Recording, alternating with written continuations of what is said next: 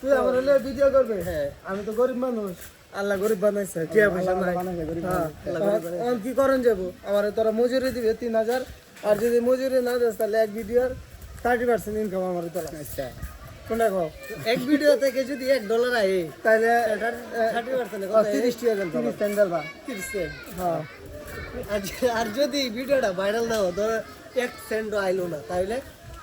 না আইতো না কেন ফেসবুকের প্রতিষ্ঠাতা কি বাল ফালা বেটা প্রতিষ্ঠাতা কি মার্জি করবা আমার হলে ভিডিও করবে যদি তুই 30 টাকা কামাস তাহলে আমার 10 টাকা দেন হ্যাঁ বন্ধু কি কও এই যে হিমনে আর যদি টিয়া না তা